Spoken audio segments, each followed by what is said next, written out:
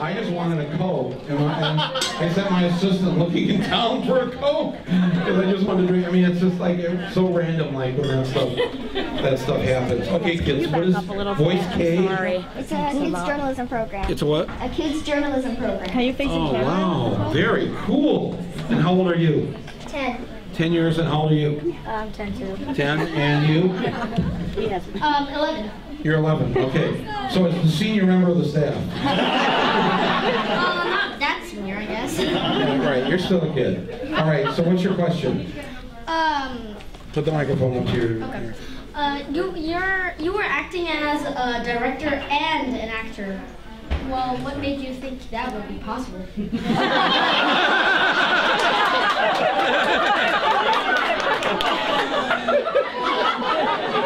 Well, first of all, thank you for acknowledging that I'm acting as a director. I've been accused of many things. Only you are on to me. That's a really good question because it's really hard. It's hard to be in front of the camera and try to direct the camera to what I want to happen. The people I work with, like the guy who shot this film, he's shot my last 3 films. So there's a sort of an unspoken, code that we have. Like if we're at the Berlin Wall and I look over to that hole in the wall and I'm making that motion with my head, then the camera is my eye. So basically the camera should move too.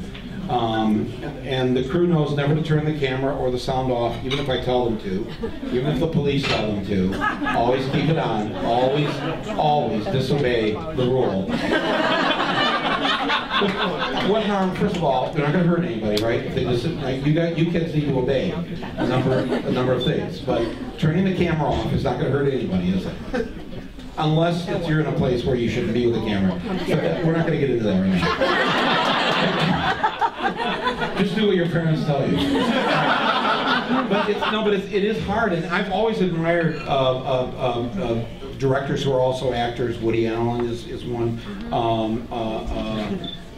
Spike Lee. My mind is blank right now, but it's a difficult thing for them to do because they're also directing the other actors in the scene.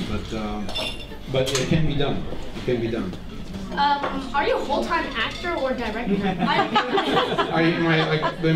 I more of an actor or a director? Yeah. I'm not an actor. If I tried to act and do this, it wouldn't come off very well. What you see in that movie is me. That is really the way I react. That's the way I talk. If I were an actor, first of all, let's be honest here, all right? If I was a real actor, I might go to the gym a little more. Generally, guys like me don't like to blow themselves up 50 feet on a screen. Okay, so no, I'm a writer and I'm a director, and I'm in front of the camera. But we have a union in the United States that says anybody that is in front of the camera is also doing a different kind of work, whether they're acting or not. And so I'm part of an actors union. So I am that too. Is this your first time acting other than in drama unit?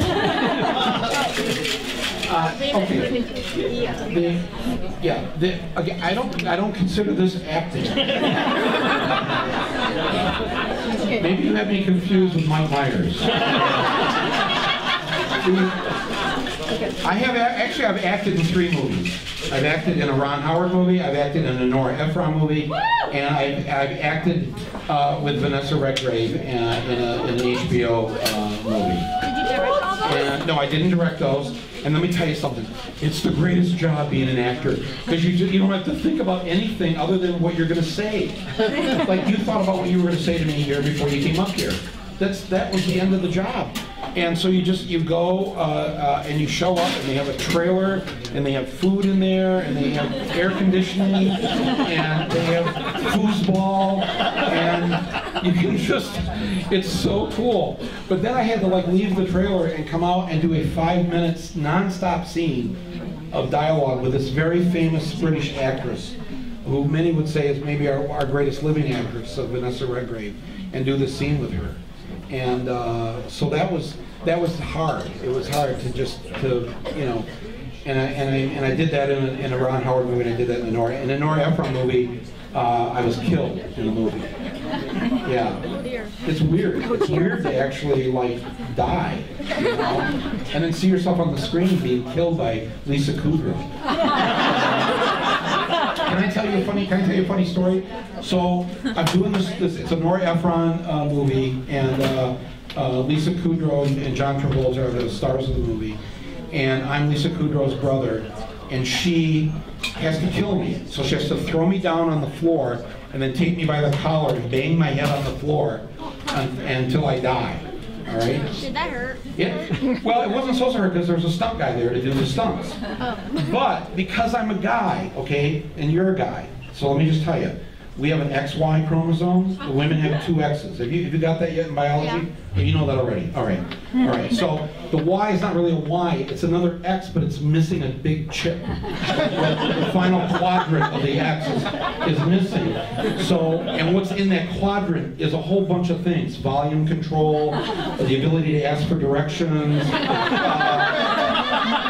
or saying really dumb stuff like, "I don't need a stunt guy. I can do it myself."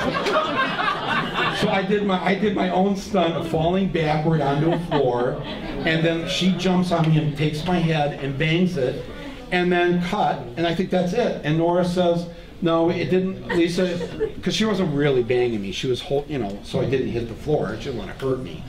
She said that didn't work. So we do it again, not hitting the floor with my head. Didn't work. Cut. And then Friday, I just said, "Nora, just let her bang my head on the floor. You know, it's okay. I'm a guy. I can take it. You know." And Lisa goes, "Can I slap you too?" I said, "Yes, yes. That might do me some good." So anyway, so the next scene, she does it like hard. And I thought, "Wow, that's great." And Nora goes, "Let's go again." We did 15 more takes of that. 15 more takes. About 2 hours later, I have the worst headache imaginable. And so I start taking Advil. All right, don't do this. All right, if you have a headache. But in like a 10-hour period, I took like 12 Advil. And now my stomach has got a weird burn going because I've ulcerated it, and I probably have some kind of concussion. So I'm back now. We're done for the day. I'm in the hotel. I call for the taxi because I'm going to go to the hospital. I got to go to the ER. So I go to St. John's Hospital in Santa Monica, and they check me in, and I'm sitting in the emergency room just in the worst pain of my life. And finally, they give me some Demerol. Have you ever had Demerol? No. Okay. When you're old enough, if you ever are in the hospital, ask for Demerol. Right? It's the happy drug. Right? It takes care of your pain, not your emotional pain. Physical. Anyway, so I'm totally loopy, and they finally bring the doctor in, and I swear to God, on his white coat, it says Kudrow. And I'm like, "Whoa, is that Kudrow?" He goes, "Yes, I'm Dr. John Kudrow." And I said, "That's so funny because the woman who put me here in the hospital, her name is Kudrow, Lisa Kudrow." And he says, and I kid you not, "That's my sister." He's a neurologist at St. John's Hospital in Santa Monica. Can you? I was like, I think I passed out. I don't know, but you can put that whole story in your magazine too. Yes, the young girl has a question. Yes. When you were younger, who was your role model? When I was younger, who was my role model? Oh my God, I used to love Rat Patrol on television. That's don't go there. My model. Jeez, that's a very good question. I don't know. I went to Catholic schools. So it's probably some saint, you know. I always thought St. Francis was kind of cool. He liked the birds and the animals and seemed like a peaceful guy, you know. Dressed like I dress, you know. But, yeah, you read about him. Francis of Assisi is his name. Okay, we're going to move you up here, this little guy. All right, sir, what is your question? Careful. You're going to put the microphone right up there. Okay, so you said being a director and kind of being in the movie at the same time is difficult.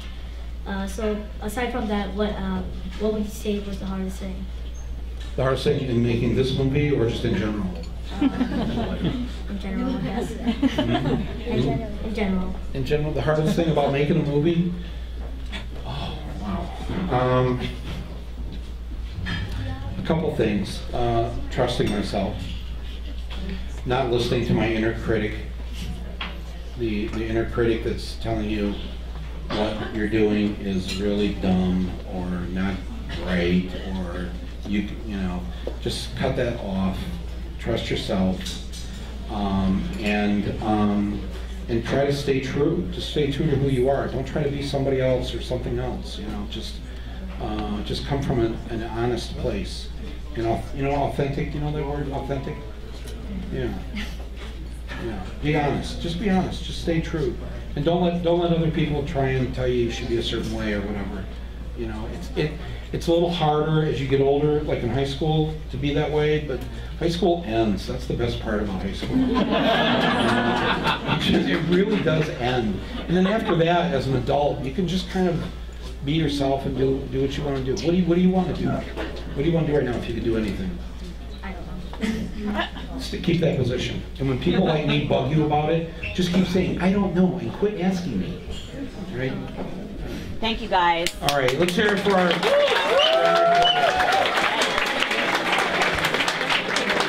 All right, by the way, how did the three of you get into a bar? And did you stick to the one drink minimum? In this case, it was maximum. Yes, okay, good. Thank you. Let's hear it for the kids.